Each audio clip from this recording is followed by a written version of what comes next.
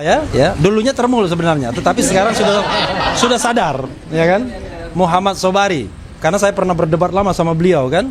Nah, tetapi sekarang beliau justru mengatakan doktrin bahwa beliau tidak ingin meringankan RRT, Roy Rismond dan Tifa, atau Tifa Roy Rismond, tetapi beliau ingin membebaskan. Jadi bukan hanya meringankan, membebaskan. Tetapi kesempatan pertama saya ingin memberikan kepada prinsipal terlebih dahulu, Dr. Tifa, untuk menyampaikan hal-hal yang perlu disampaikan. Nanti kawan-kawan pada saatnya ada sesuatu yang bombastis, tapi tidak bisa disampaikan di sini. Kita harus pakai slide, presentasi dan lain sebagainya. Saatnya kita akan undang. Dan itu menentukan jalan kehidupan kita sebagai bangsa dan negara. Oke, itu saja. Dr. Tifa, the one and the only. Baik, bismillahirrahmanirrahim. Assalamualaikum warahmatullahi wabarakatuh. Kawan-kawan media semua dan seluruh rakyat Indonesia, alhamdulillah hari ini Kamis 12 Februari 2026 adalah hari yang sangat bersejarah bagi kita semuanya, karena 3 begawan turun gunung untuk mengawal jalannya kasus kriminalisasi terhadap kami. Saya Dr. Tifa, Bang Rismond Syahnipa dan Mas Roy Suryo ya. Dan sebetulnya ini semua merupakan sebuah rangkaian dari bagaimana kebenaran itu terbongkar dengan izin Allah Subhanahu wa taala ya. Di tangan saya ini ada setumpuk dokumen, yaitu ijazah yang diklaim sebagai ijazah mantan Presiden ke-7 Joko Widodo, yang menjadi kajian penelitian kami sejak tahun 2022. Ketika ijazah itu dimunculkan untuk yang pertama kalinya oleh Dekan Fakultas Kehutanan UGM Sigit Sunarta, dan disitulah titik di mana kami mulai melakukan penelitian. Jadi tidak benar apa yang dikatakan oleh para termul bahwa kami melakukan penelitian baru di bulan Agustus 2025 ketika buku kami Jokowi's White Paper itu launching. Tidak betul itu. Jadi buku Jokowi's White Paper itu adalah hasil dari penelitian kami selama kurang lebih 3 tahun. Sejak Oktober 2022 ketika spesimen ijazah ini keluar untuk yang pertama kalinya.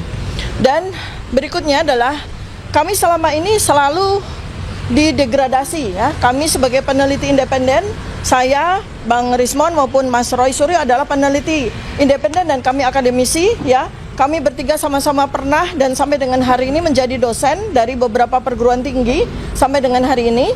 Dan kami juga terus melakukan penelitian sebagai sebuah tugas bagi kami. Jadi tidak benar bahwa kami ini peneliti abal-abal. Tetapi kami tentu saja tidak bisa mengklaim ya, artinya bukan sebuah budaya dari dalam dunia ilmiah ya, bahwa seseorang mengklaim dirinya ahli, bukan. Oleh karena itu maka kami hadirkan para guru kami, begawan-begawan, para oracles, para guru besar, para doktor, para ahli untuk memberikan penjelasan kepada Polda Metro Jaya bahwa kami bertiga ini adalah peneliti dan kajian yang kami lakukan terhadap spesimen dan terhadap perilaku yang mendukung kepada keaslian atau kepalsuan ijazah Joko Widodo itu adalah sahih secara metodologis, bisa dipertanggungjawabkan secara ilmiah, dan oleh karena itu maka kami tidak layak untuk dikriminalisasi. Nah, kami bertiga hari ini, alhamdulillah ada 3 begawan ya yang sudah hadir saat ini, ada 2, yaitu Bapak Komjen, Bapak Jenderal, guru saya, guru kami, Ugo Roseno, yang selama ini menjadi kawan diskusi, menjadi tempat kami bertanya tentang hukum acara pidana. Jadi beliau nanti akan memberikan penjelasan ya berdasarkan keahlian beliau hukum acara pidana. Dan berikutnya lagi adalah begawan, budayawan, ilmuwan, peneliti LIPI ya selama puluhan tahun dan bahkan menjadi sejawat saya di Universitas Indonesia ya, belasan tahun, puluhan tahun beliau menjadi peneliti, menjadi dosen. Dan beliau ini sudah sangat dikenal bagaimana narasi-narasi beliau dan bagaimana hasil-hasil penelitian beliau, bagaimana beliau ini menjadi rujukan selama ini ya terhadap berbagai macam hal yang bersifat keilmiahan, kebudayaan, dan termasuk bagian dari sini adalah bagaimana kita nanti akan menegakkan, bagaimana nanti kita akan bersama memulihkan dan memutihkan sejarah yang selama 10 tahun ini dibuat kelam oleh satu orang saja. Demikian yang bisa saya sampaikan. Mungkin Bang Rismond akan sampaikan sesuatu. Cukup? Baik. Ya, baik. Mungkin sedikit Ya. Mulai tanggapannya terkait Ya, sebentar ya, kita satu-satu pelan-pelan ya. Setelah Dr. Tifa, kita memberikan kesempatan dan kehormatan kepada prinsipal satunya, Rismon Sianipar. Silakan Bang Rismon. Hah? Cukup? Sama. Sure? Oke. Yang paling penting kita sudah kasih kesempatan. Nah, berikutnya adalah Pak Muhammad Sobari karena beliau datang duluan ya. Kita hormati beliau. Oke, silakan. Nggak harus begitu. Iya. Oke, terima kasih. Saya menjawab atau menjelaskan? Oke, kalau menjelaskan begini dulu, Bung. Kita jangan, ini Bung Refli ini kan kawan dekat jadi banyak berguru. Jangan ada yang menulis kata termul untuk saya. Itu sangat tidak apa namanya, bukan soal apa, tidak menggambarkan kebenaran. Saya seorang ilmuwan yang mendukung Jokowi itu karena idealisme saya, dan berjuta-juta kaum ilmuwan mendukung. Tapi berjuta-juta itu kan tertipu, ya biasa saja kita tertipu tuh nggak apa-apa. Ketika tertipu kita tidak lagi mendukung. Idealisme kita itu tidak bisa dijalankan oleh dia. Gagasan-gagasan dari dia, bahwa dia itu orang kampung, bahwa dia itu orang kelas bawah, bahwa dia itu tidak korup, itu ternyata tidak bisa dipanggul. Jadi saya tidak pernah menjadi termul, karena termul itu kan orang bayaran toh. Masa aku dibayar yang edan? Enggak pernah. Benar tuh Refli Harun. Para ilmuwan itu semuanya tidak ada yang mendapat uang rokok. Rokok saja nggak dapat. Nah, sekarang itu deklarasi tingkat awal. Yang kedua, saya hadir di sini sebagai orang yang akan menjelaskan dunia keilmuan dalam bidang kebudayaan. Nah, yang dijelaskan itu metodologi penelitian. Itu akan saya gambarkan mulai dari datangnya inspirasi meneliti, sampai merumuskan proposal, sampai merumuskan instrumen penelitian. Instrumen penelitian ada dengan wawancara, ada dengan studi dokumen atau archive research, ada yang studi media. Studi media itu ada penting, itu bukan media berita pada umumnya, tapi itu kalau media menuliskan investigatif journalism atau investigatif report. Kalau report semacam itu bisa menjadi bahan penelitian. Itu spesifik. Jadi ada metode-metode yang diikuti, ada metode yang diikuti, dan ada instrumen-instrumen yang mendukung metode itu. Itu begitu rupa sampai pada suatu pernyataan, wah, data kita belum lengkap, maka kita harus melakukan, umpamanya tadi kita mulai dari wawancara, ya wawancara ulang, itu check and recheck. Kalau check and recheck itu masih juga belum menggambarkan kebenaran, itu dilakukan suatu wawancara mendalam untuk memperoleh keutuhan. Saya kira macam gitu. Jadi secara keilmuan saya akan pertanggungjawabkan bahwa yang dilakukan ini tidak ada sesuatu apapun, sekecil apapun yang menyimpang dari kaidah-kaidah keilmuan. Nah, kalau kaidah keilmuan ini sudah terjabar dengan baik, saya akan menjelaskan 3 tokoh ini dalam peran apa. Ini berbeda, saya punya wawasan kebudayaan, jadi kalau ilmuwan berhenti pada penjelasan metodologi sampai selesai urusan-urusan wawancara. Saya merasa perlu harus menjelaskan peran ketiga orang itu. Ketiga orang ini mewakili komunitas bisu dunia ilmu pengetahuan, komunitas bisu kaum intelektual, komunitas bisu warga masyarakat pada umumnya. Dalam urusan menyatakan kebenaran dengan segenap risiko, tidak terlalu banyak orang berani, tapi 3 orang ini berani. Nah, mayoritas golongan akademisi, golongan ilmuwan, golongan intelektual, golongan aktivis, mayoritas itu orang yang sedang nyanyi sunyi, orang bisu. Itu terminologi Pramudia Anantatur. Nyanyi sunyi orang bisu. Oh, mereka tidak, mereka ini oracle, mereka ini resi, mereka ini begawan. Tidak ada keberatan mereka. Nah, yang dilakukan oleh mereka itu 3 tokoh ini sedang menjalankan apa yang namanya the role of intellectuals, peranan kaum intelektual. Ya peranan mereka ya begitu itu, melakukan penelitian. Untuk apa penelitian, Bung?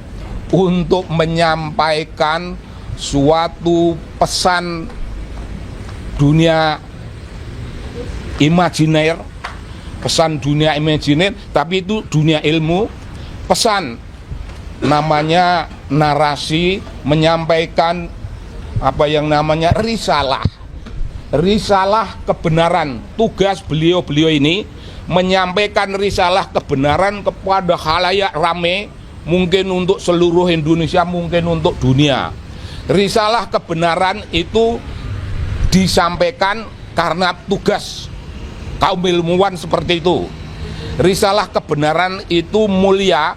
Kalau Anda semuanya mengingat para rasul yang disebutkan arsala rasula bil huda wa dinil haq.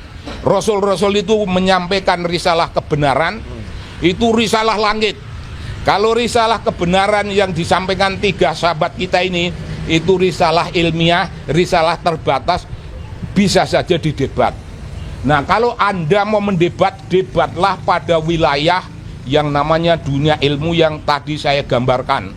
Dari wawancara tingkat pertama sampai akhir, aneka macam instrumen penelitian dipakai, sampai penulisan buku. Itu wilayah mereka, itu wilayah bebas perdebatan. Tapi kalau orang memain-mainkan gosip, memainkan apa yang namanya kecemasan melalui media, itu ya boleh saja, ini zaman bebas seperti ini. Tapi itu bukan wilayah perdebatan akademik, itu perdebatan omong kosong. Ya kalau perlu kita layani, mungkin saya bisa ngelayani. Tapi kalau enggak, ya ngapain tuh ngelayani begitu, kita ngerokok saja lebih baik. Ngopi, gak usah dilayani yang begitu-begitu. Jadi ingat, wilayah perdebatan beliau-beliau itu mulai dari inspirasi pertama untuk meneliti sampai ke selesainya penelitian, sampai ke selesainya penulisan. Apakah masih ada waktu saya? Silakan. Oh, kalau masih ada, saya ingin menjelaskan. Itu penjelasan ilmuwan, sekarang penjelasan budayawan. Tapi nanti habis pemeriksaan press conference lagi kita. Itu enggak masalah. Penjelasan dari perspektif kebudayaan, saya merasa perlu. Setelah mereka beliau-beliau bisa melakukan deskripsi yang sifatnya analytical, deskriptif analisis terhadap hasil-hasil, terhadap fenomena lapangan yang terkumpul menjadi suatu body of knowledge, itu diperlukan kemampuan menulis.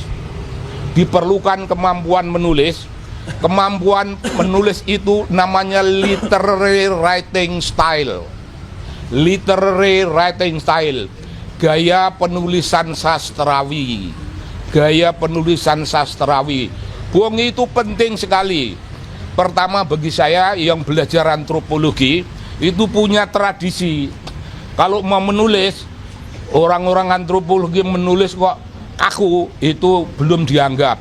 Jadi antropologi harus menulis dengan eloquent expression, langgam yang enak, langgam yang mudah dipahami oleh pembaca. Apakah itu hanya gaya penulisan antropologi saat ini? Oh tidak.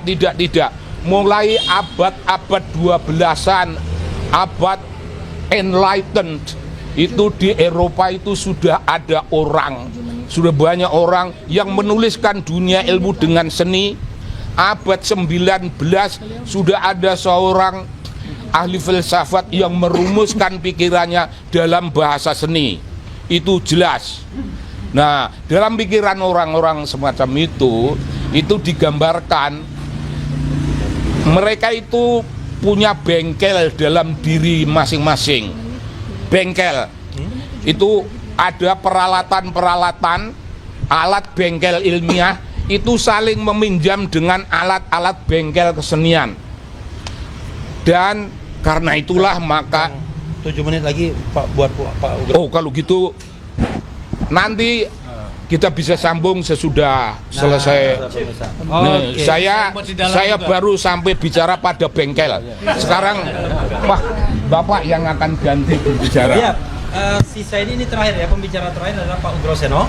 Pak Ugro Seno ini pernah juga menjadi saksi atau ahli bahkan ya. Di pengadilan citizen lawsuit dan menggemparkan karena menemukan fakta yang luar biasa juga. Mudah-mudahan kali ini juga menggemparkan. Silakan Pak Ugro. Terima kasih.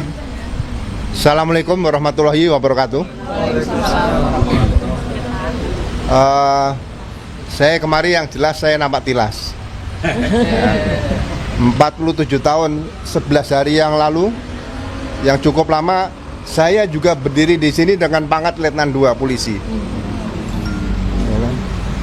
Saya baru lulus AKP kepolisian, menghadap Kapolda waktu itu Pak Jenderal Anton Sujarwo. Saya masih ingat di sini. Kapolda kantornya di sini dulu. Ya. Jadi saya hadir di sini akan memberikan peran saya. Jadi sebagai bayangkara tua, abdi negara, abdi utama dari negara dan bangsa, tidak boleh berhenti untuk mengikuti perkembangan institusinya. Ya. Bayangkara tua itu berhenti melihat institusinya pada saat dimakamkan di Taman Makam Pahlawan atau Taman Makam Bahagia. Jadi kalau kondisi Polri sekarang ini tidak kita perhatikan selama kita masih hidup, berarti kita mengingkari diri kita, Bayangkara, sebagai insan tribrata dan catur prastya. Ya. Saya akan memberikan keterangan nanti berkaitan dengan pekerjaan, pengalaman saya, ya, pengabdian saya selama 35 tahun 2 bulan di Kepolisian Negara Republik Indonesia. Mudah-mudahan Polri yang saya cintai dan dicintai masyarakat seluruhnya akan tetap tegak berdiri sesuai dengan apa yang dipakai ditutup kepala seluruh anggota Polri, yaitu insan rastra sewa kotama, abdi utama daripada nusa dan bangsa. Itu saja, mudah-mudahan nanti bisa kita berikan setelah saya melakukan memberikan keterangan di depan para penyidik. Terima kasih. Bapak tadi disampaikan Bapak akan menyampaikan terkait KUHAP. Nah, penetapan tersangka sendiri terhadap 3 orang ini apakah sudah sesuai KUHAP menurut Bapak apa? Ya, nanti saya berikan setelah keluar dari ruangan penyidikan nanti pasti akan saya berikan. Ya, nanti saya nggak jadi periksa kalau saya berikan di sini semua nantinya. Ya. Kawan-kawan semua, itu tadi keterangan sementara ya dari para ahli kita. Profesor Din Samsudin sebenarnya sudah hadir, tetapi beliau mengatakan setelah break nanti beliau akan memberikan keterangan. Termasuk juga Pak Sobari dan kemudian Jenderal Ugro. Ya, terima kasih. Wassalamualaikum warahmatullahi wabarakatuh. Terima kasih, keren cerdas. Keren cerdas.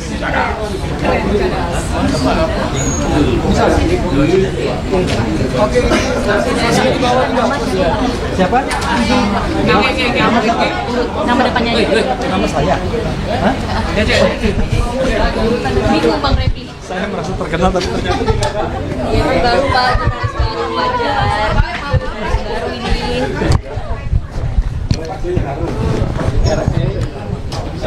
Apa pada depannya aja nanti saya cari. REFLD.